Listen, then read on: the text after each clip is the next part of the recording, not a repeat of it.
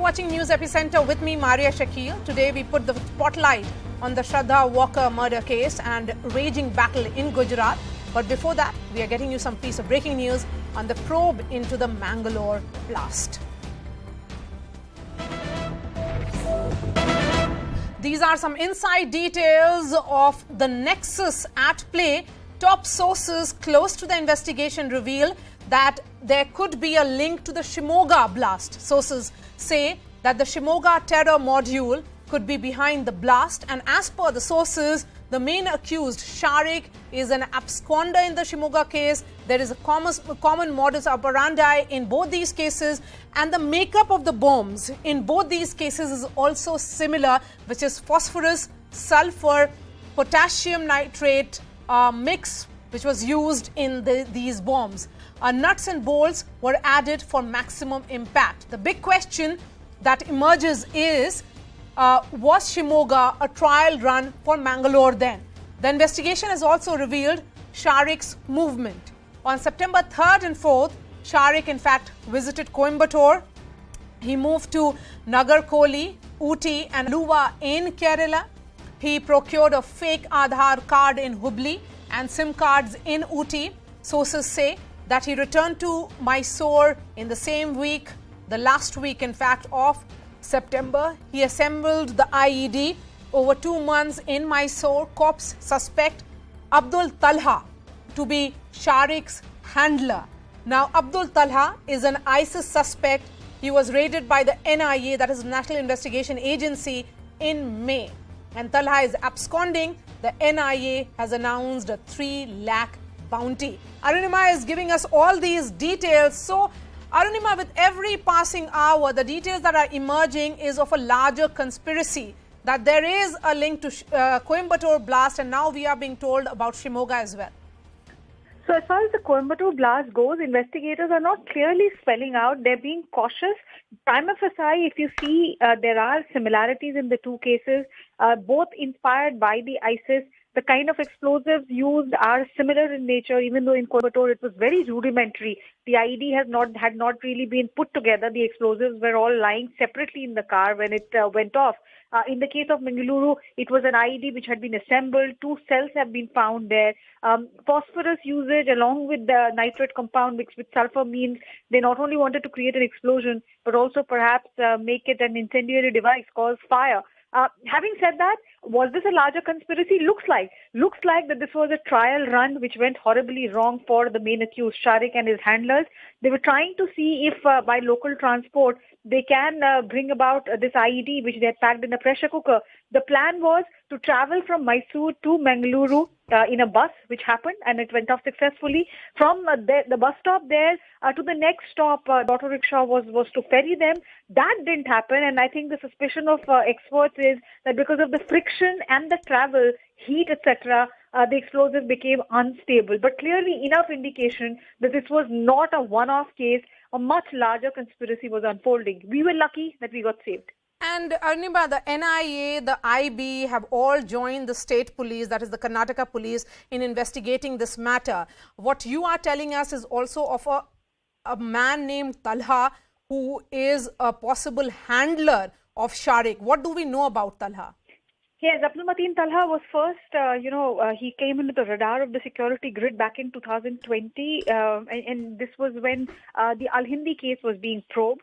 His house was raided by NIA. They didn't find him. They declared him an absconder, declared a reward of 3 lakh rupees for him. Since then, there has been no news. And now the Karnataka police suspect that he could be behind this Shimoga module. He himself was from Shimoga. There is suspicion that all the bomb-making literature was sent by this man via PDF files and other videos to Sharik, who then self-trained himself, procured the explosives from e-commerce websites, from matchsticks. The phosphorus actually came by chipping off matchsticks. Sulfur came from the local chemical shop. So all these ideas, the suspicion came from the handler. Karnataka police suspects he could be in Dubai, but it's a matter of investigation as to where he is. Thank you so much for joining me, Arunima. Shifting focus to Shraddha Walkar murder case, new details have emerged. We'll be getting you those details right away.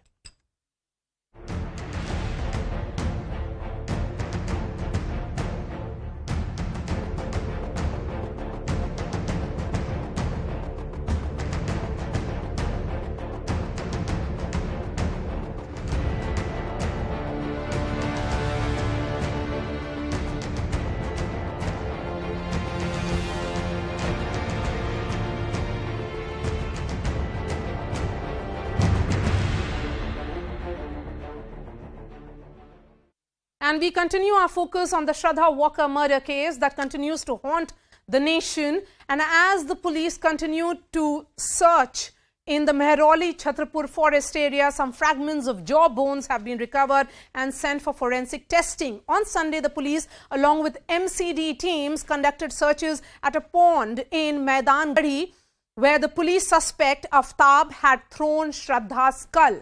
A Delhi police team also reached Tosh in Himachal Pradesh, where Aaftab and Shraddha had stayed after eloping from Mumbai. Meanwhile, a fresh plea has been filed in the Delhi High Court seeking a CBI probe. The plea alleges that the probe is being hampered as the Delhi police is leaking information to the media, and even the crime spot has not been sealed so far.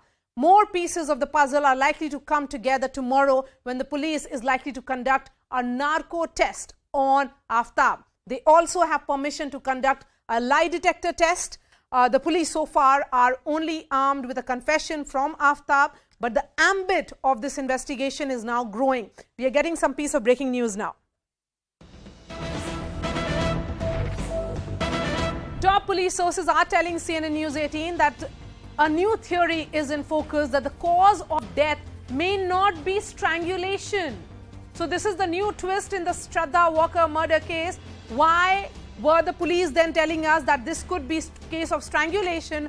Now the cops are saying that this could not be, the death may not be because of strangulation, and 10 to 12 teams from the southern range have been formed to crack this case. Over 35 items have been recovered, including bones, blood samples and gadgets, and cops are conducting an analysis of recovered travel documents as well.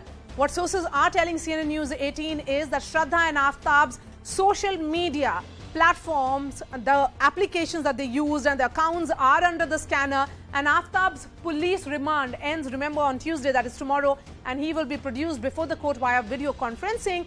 And Aaftab is showing no remorse. He's completely remorseless, is what sources are saying, and he says he is giving some facts, but he's also constantly changing his statement. Nikhil is joining me live. Nikhil, so who exactly, so how was Shraddha killed if the cops are now telling you that the cause of death may not be strangulation? So, Maria, the teams of the Delhi police, which are found in multiple areas as well, which are not just working in the national capital, but one team has been deployed in the Mumbai city. Another team have been dispatched to not just in the Uttarakhand, but also one of the team has reached out in the Tosh Valley of Himachal Pradesh. But as far as the recovery is concerned, we have already told our viewers, and we have been telling them since this morning, that 35 plus items have been recovered so far, which also includes the bones, the blood samples, the documents and files as well, including the other objects from the residence of both the duo who are living together in the national capital.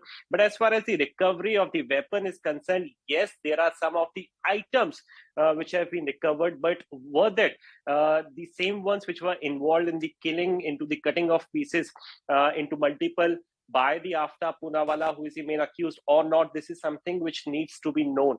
Since the main weapon has not been recovered, this is the reason why the Delhi police, the team which has been formed, the main team, is working also on the theory, on the possible theory that the strangulation in the very first place might not have been the case. That certainly is a big twist that is coming in this entire investigation. Yashwardhan Azad continues to be with us. Mr. Azad, this twist that has emerged now, that the cops are saying that the death may not be because of strangulation. And of course, we do know that there has been no weapon that has been recovered so far. So does it make the case even more complicated? No, I had maintained this, I think about 2 days back, that, this man is a congenital liar, and therefore there is no actual proof that she was actually killed through strangulation. It could be that he could have used any machete or something. So right now we don't exactly know, and therefore the weapon of offense in any case has not been found. But since in this case we are relying very, very much on circumstantial evidence and also the DNA sampling, it really doesn't make a difference because weapon of offense has not been found, and corpus delicti is formed in pieces. So whatever evidence we can get from these we will try to get it. The police will try and get it. And that is why I think this narco analysis may give us something which you are saying is going to be held tomorrow. That is because any extra information which the police is desperately looking for may come tomorrow. As of now, I think it's good that the teams have gone to Himachal because they have to build up that entire chain, that is the sequence of events, to show that the last scene, Shraddha was at this place, they had come here as tenants, and the closer to the event of the death that she's been there, and after that, the finding of this, that will be very, very crucial. Okay, Yashwardhan Azad, continue to be with us because there is more breaking news coming in on the investigation in this case. And as jaw bones and dentures have been recovered from the Mehrauli Chhatrapur forest area, the Delhi police will be taking the help of dentists now for identification. Police are looking for Shraddha's dentist to get her tooth x-ray report. A portion of the recovered jaw had 3 root canals. Anshul, in fact, spoke to the dentist who had been approached by the Delhi police to help in the investigation. Let's listen in and then I bring in Anshul. Sir, I was asking, आज Delhi police आपके पास आई थी regarding the Shraddha murder probe. हाँ जी sir, हाँ जी sir, क्या कहा Delhi police ने? उनको sir कोई क्लू मिला है, उनको एक क्लू मिला है इसके रिगार्डिंग ये बात है. उनकी एक्चुअली फिर उनकी मुंबई में किसी डेंटिस्ट से बात हुई जहाँ उसका ट्रीटमेंट हुआ होगा. हाँ हाँ हाँ. तो मेरे पास तो सेकंड ओपिनियन के लिए आए थे कि हो सकता है नहीं हो सकता. तो मैंने कहा एक बार एक्सरे अगर अवेलेबल हो जाए तो फिर पता लगे. फोटो से नहीं बता सकते, तो फोटो से कुछ हम जब तक एक्सरेज ना हो उन दोनों को आपस में कोरिलेट नहीं करेंगे ना. सर मेरा तो एक्चुअली क्या है, मेरे पास तो सिर्फ सेकंड ओपिनियन के लिए आए थे कि हो सकता है नहीं हो सकता. मैंने तो उनको ये सलाह दी कि आप जहाँ इसका ट्रीटमेंट है मुंबई में डेंटिस्ट है उससे आप बात करो, वो एक्सरे प्रोवाइड करते हैं. उनको फिर आप ये फोटो दिखाओ जॉ की, वो बता. फोटो में जॉ है, उसमें कैप लगी हुई है ऑलरेडी, बिल्कुल क्लियर दिख रहा है, मेटल कैप लगी हुई है दोनों side. Anshul is joining me now. So Anshul, we really do not know, as we have been saying, all the bones that have been recovered so far, whether they are human bones, because that's a subject of FSL investigation. When are the FSL reports likely to come? So yes, what we have been told that the Delhi police is continuously sending whatever it is finding in the entire probe when it is going out to corroborate evidences with the statement of Aaftab. Whatever it is finding, it is sending it to the central forensic lab as of now, and the entire list is being made and it's being sent. But yes, as we know that the kind of pressure that these organizations have, these forensic lab has in this country, so it becomes very, very difficult to expect anything very early from them. However, Delhi police has made a specific team who is coordinating with the members of forensic science labs, and they are making sure that these reports come at the earliest. So yes, what sources within the Delhi police are telling us is that the bones that have been sent, the reports could come in the next 2 weeks as of now, and once the report comes, then and if the reports are positive that these are actually human bones, then the age of that bones would be taken out by these scientists, and after that the DNA sampling, it would be sent for DNA sampling. Now remember, the DNA samples of the brother and father of Shraddha has already been collected by the Delhi police, so yes, they have that part covered, but yes, it is still going to be a very, very long process to extract DNA from these bones, because remember, it has already been more than 6 months since these body parts were thrown. So the entire extraction process will be also very time-taking, and the experts have been indicating that it could actually take more than 2.5 weeks to extract DNA from them as well. So yes, the entire process of getting the DNA and getting it actually correct that the bones are of Shraddha could actually take 1 month at the earliest, is what we have been told by sources in the Delhi police. All right. Thank you so much for joining me. Let me bring in the guests. Yashwardhan Azad, former IPS officer. Manas Mishra is a forensic expert.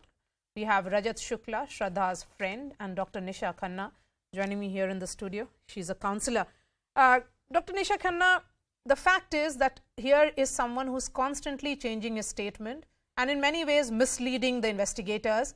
The entire investigation is based on his confession statement, but he is not telling the real story, where he has thrown the murder weapon, what he has done with the head, that is the skull. We really do not know much about it. Then what will, how much can the investigators rely on his statements? I would say the basic thing is, one thing I also noticed, not only this, that how they rely on the results, but We have no other options. Whatever the clues he has given, and maybe the narco test would be a bit of help in this particular case. Another thing is, as he planned everything after the murder to cut the body into pieces, and whatever he did it or not did it, that is also again a question mark.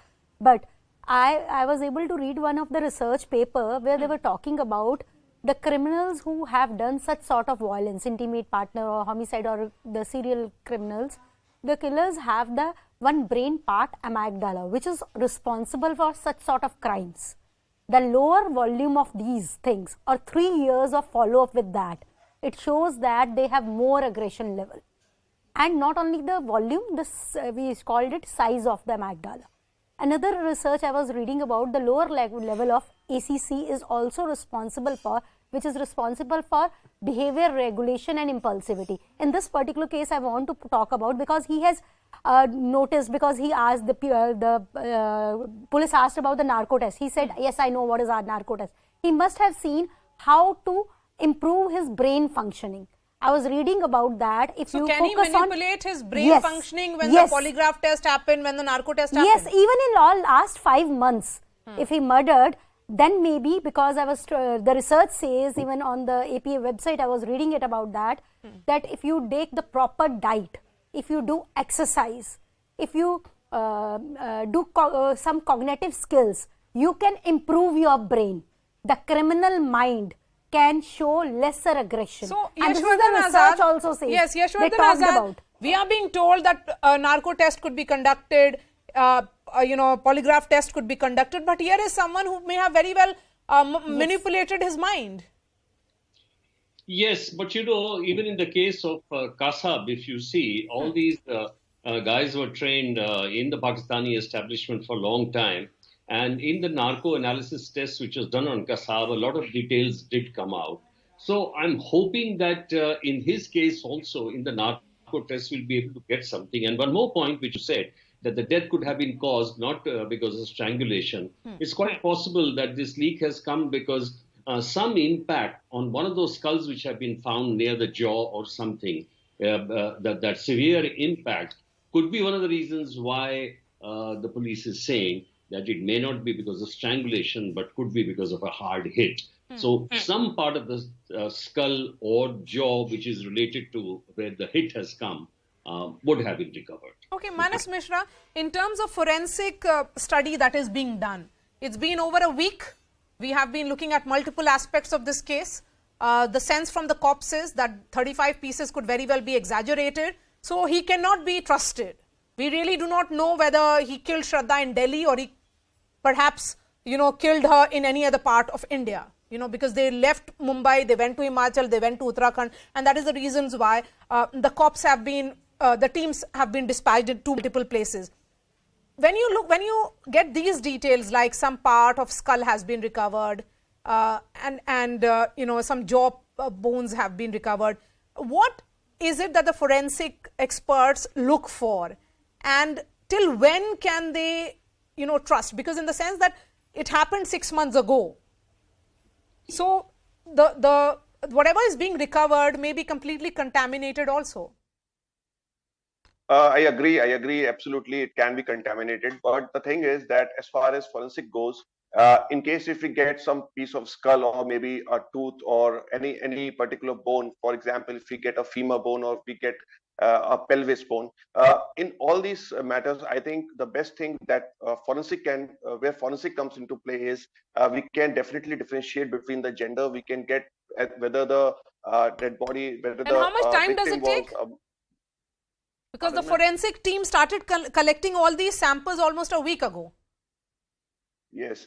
See, the thing is, it takes time. And in such cases where we are dealing with a guy who is absolutely shrewd, he said in one of the statements, he said that he committed this sin in a rage. Now, you tell me if somebody does it in a rage, how systematically and how consciously he alienated the victim from society, from her friends, from her family. Yes. And it was all well orchestrated. So as far as other tests goes, we are dealing with this guy who can definitely manipulate. And as far as narco is concerned, I feel narco can definitely be manipulated, because if a guy knows if he is, he's quite prone to a particular drug, and he's quite he knows how to deal with it.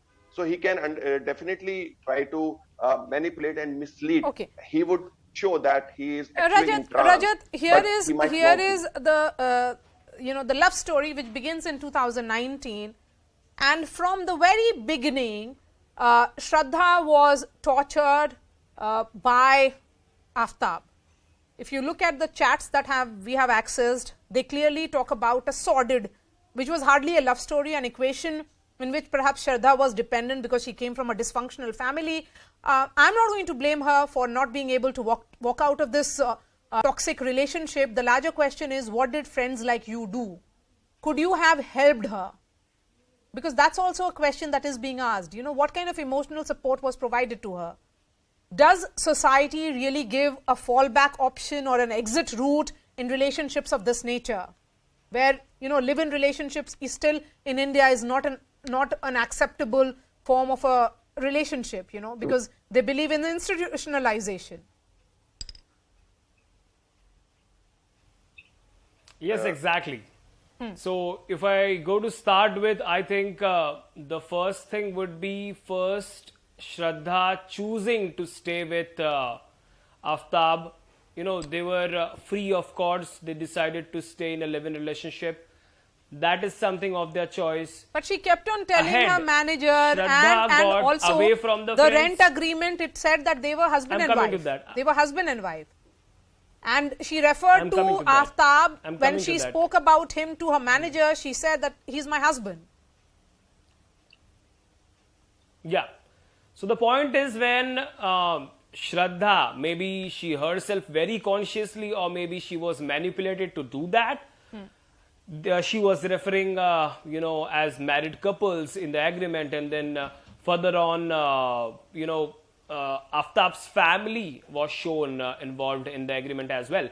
Now here the point lies is that friends, all the college friends, including her female best friend whom she met in the year 2021 to talk about the cigarette butts that were, through which her back was burnt.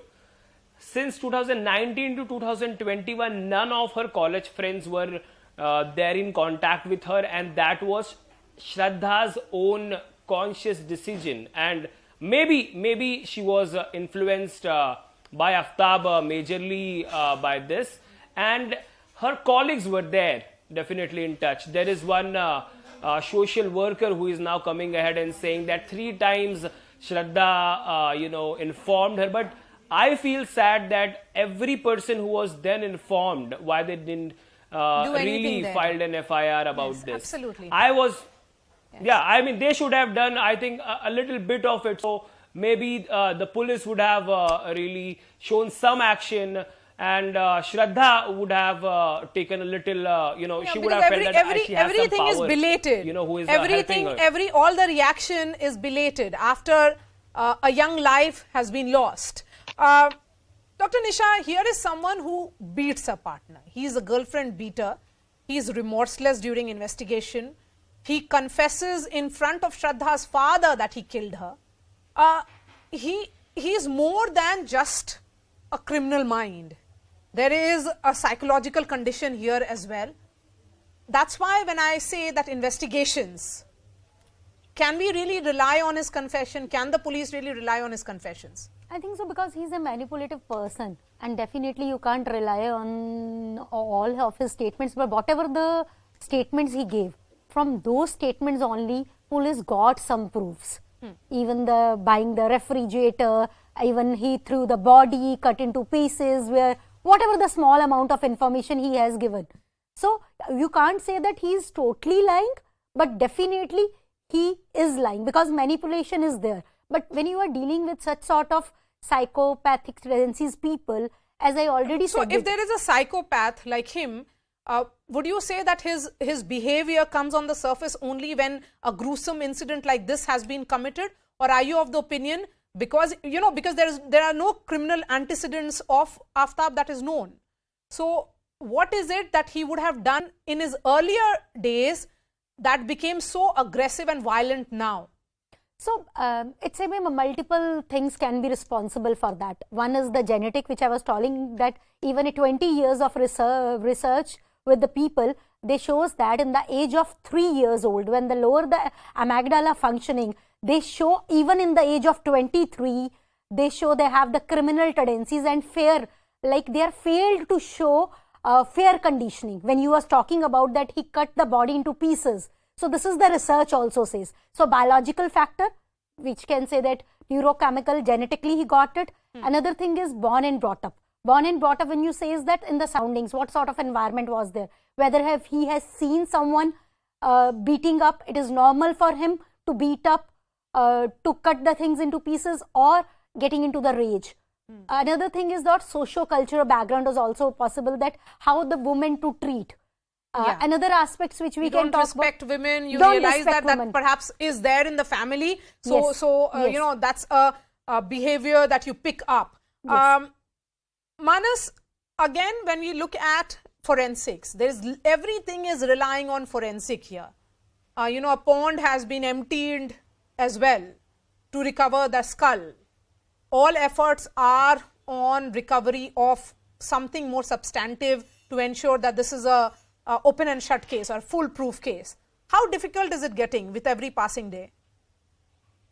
It is getting difficult with each passing day because, already 6 months have passed and we are relying on a story that has been told so beautifully, and police is being misled. We don't know whether they are being misled or, they are actually getting a clear picture of the crime. But here, forensically, if you ask me, I would say finding the skull is of utmost importance. We need to find the skull.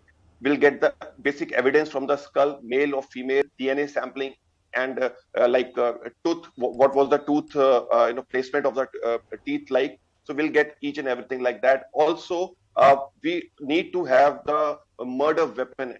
We need to find the murder weapon, which has not been found right now. Rajat, you wanted to come in. Please go ahead, Rajat. And then I'll give the final words to Yashwardhan Azad. Go ahead, Rajat. One thing has to be really taken into the point, that is Aaftab's parents were always there, even while the agreement was done. And also Shraddha had mentioned in the chat as well that, when he beats her up, he actually goes to his parents, and then, after some days he comes back. So Aaftab's parents were always there. So as the psychologist here present, ma'am, had mentioned, it is very much possible that maybe he's born, or maybe he has seen something of that sort, maybe in his society or something like that. His parents were definitely present during this whole violence scene, and they are questionable and they are actually missing. The sad part is, if they were there and they are actually missing since the 15 days before the things I made out in the media, I think they should be found out, and they should actually be a prime concern for this case. And I think the police should actually look into this matter and find them out, so that the case would become, I think, way much easier.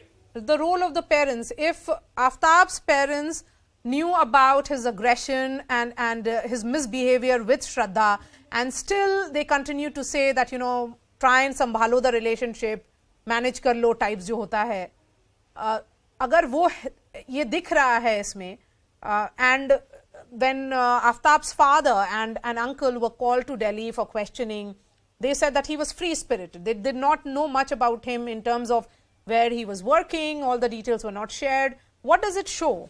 And what role how can police really question his family to get more details about him?